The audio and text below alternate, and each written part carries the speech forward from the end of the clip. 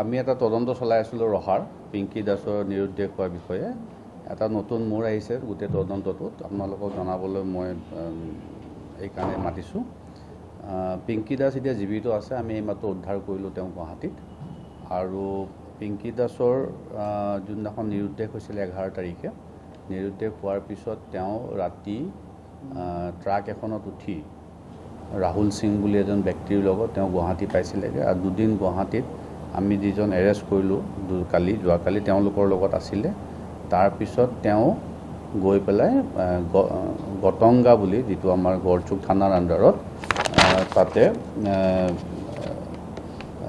তাতে আপোনাৰ পম্পী দলে বুলি মহিলা এগৰাকীৰ ঘৰত তেওঁ আশ্ৰয় লৈ আছিলে। এতিয়া 10-15 মিনিট আগতে আমি তেওঁক উদ্ধাৰ কৰোঁ জীৱিত হিচাপে।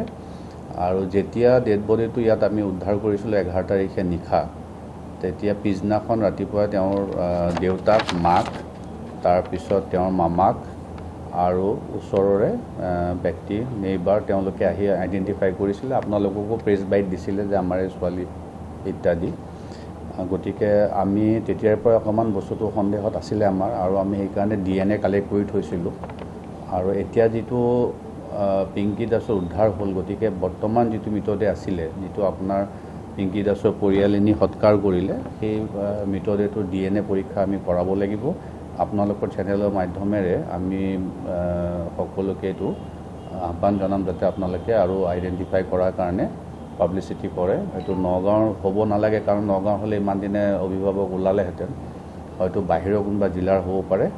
গতিকে আমি মৃতদেহ সৎকাৰ কৰাৰ আগতে যিবিলাক আমি আইডেণ্টিফিকেশ্যন কৰাইছিলে, তেওঁৰ মাক মীনাক্ষী দাসে কৰিছিলে, মনমোহন দাসে কৰিছিলে, দেউতাক বিকাশ দাস, তেওঁৰ মমায়েক হয় মাইনু দাস, তেওঁৰ মাহীয়েক হয় উৎপল দাস, তেওঁৰ সম্পৰ্কীয় হয়। গোটেইখিনি মানুহে তেওঁলোকে আইডেণ্টিফাই কৰি আপোনালোককো প্ৰেছ বাইট দি ইয়াৰ পৰা লৈ গৈছিলে।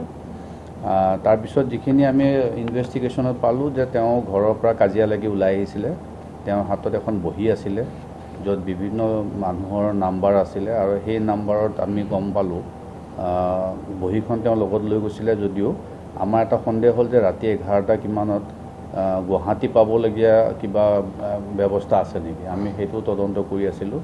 ISBTত আমি দুজন লিংক পালোঁ। তেওঁ নিজৰ মোবাইলটো ব্যৱহাৰ কৰা নাছিলে, যিটো ঘৰৰ পৰা লৈ গৈছিলে। তেওঁ য'ৰ-ত'ৰ পৰা মোবাইল ব্যৱহাৰ কৰি আছিলে, যাকে পায় তাৰ পৰাই ব্যৱহাৰ কৰি আছিলে। আৰু তেনেকৈ আমি গোটেই বস্তুটো আমি চালি জাৰি চাই গম পালোঁ যে ইয়াৰ পৰা ট্ৰাকত উঠি তেওঁ ৰাহুল সিঙৰ লগত গৈছিলে। ৰাহুল সিং এজন উত্তৰ প্ৰদেশৰ ব্যক্তি, আৰু তেওঁৰ লগত ট্ৰাকত যোৱা ফটোগ্ৰাফো আমি পাইছোঁ। সেইখিনি তাত উঠি যোৱাৰ পিছত তেওঁ ISBTত নামিলে। ISBTত আমি যি দুজন এৰেষ্ট কৰিছোঁ, তেওঁলোকৰ লগত দুদিন আছিলে ISBTত। তাৰপিছত তৃতীয় দিনাখন তেওঁ নিৰুদ্দেশ হ'ল। নিৰুদ্দেশ হোৱাৰ পিছত পম্পী দলেৰ ভায়েক সমৰজিৎ দলে তেওঁ অ'টো চলাই তেওঁ ছোৱালীজনীক পাই পেলাই তেওঁৰ ঘৰত লৈ আশ্ৰয় দিছিলে। এতিয়া বৰ্তমান তেওঁ জীৱিত আছে। আমাৰ OC সদৰ তেওঁ তাতে আছে, তেওঁ লৈ আহি আছে ছোৱালীজনী। অলপ 1 ঘণ্টামান পিছত হয়তো ৰহা পাবহি।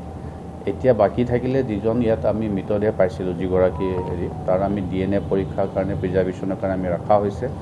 আমি আপোনালোকৰ চেনেলৰ মাধ্যমেৰে আহ্বান জনাম যাতে আপোনালোকে অলপমান ফটোখন পাব্লিচিটি দিয়ে, আৰু কোনোবা যদি আমাক কণ্টেক্ট কৰে আমি তেতিয়াহ'লে আৰু তদন্তটো আগুৱাই লৈ যাবলৈ সুবিধা হ'ব।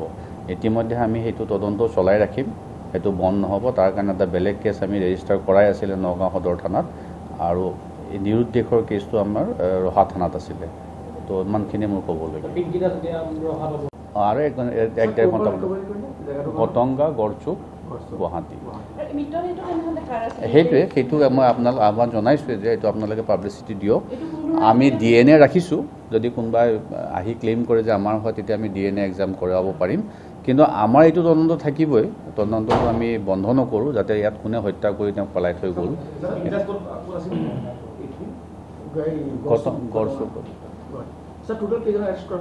টোটেল 5জন। 5জনৰ যিখিনি মই কৈ আছোঁ যে যিখিনি নিৰুদ্দেশ হোৱাত সহায় কৰিছে ছোৱালীজনীক, আমি প্ৰথমতে হানিফ আলী আৰু তেওঁৰ লগত দুজন ধৰিছিলোঁ। তেওঁলোকৰ ঘৰত গৈ ছোৱালীজনীৰ লগত ফটো উঠিব বিচাৰিছিলে জবৰদস্তি।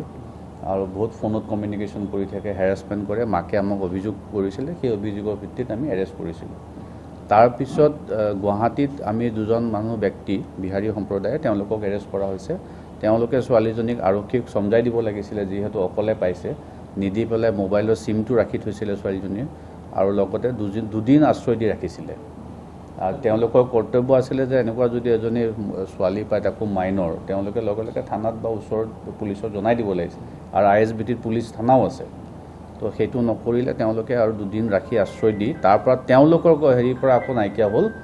আকৌ ৰাহুলৰ লগত কমিউনিকেশ্যন হ'ল। ৰাহুলক এৰেষ্ট কৰা হৈছে। আৰু ৰাহুলৰ লগত আমি গাড়ীত যেতিয়া লৈ গৈছে ইয়াৰ পৰা গুৱাহাটীত, তো ৰাহুলৰ লগত তেওঁৰ আমি ফটোগ্ৰাফো পাইছোঁ, যিখিনি অকণমান ইয়াত মই ক'ব দিগদাৰী পাইছোঁ।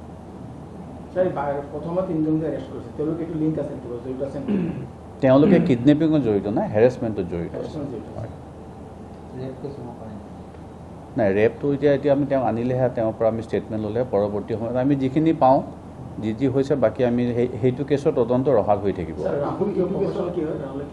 ড্ৰাইভাৰ হয়। বিহাৰৰ দুজন ISBTৰ এজন চকীদাৰ হয়, এজন পৰ্টাৰ হয়, বস্তু মাল অনা নিয়া কৰা। কেছ নম্বৰটো মই দি দিম আপোনাক। ধন্যবাদ।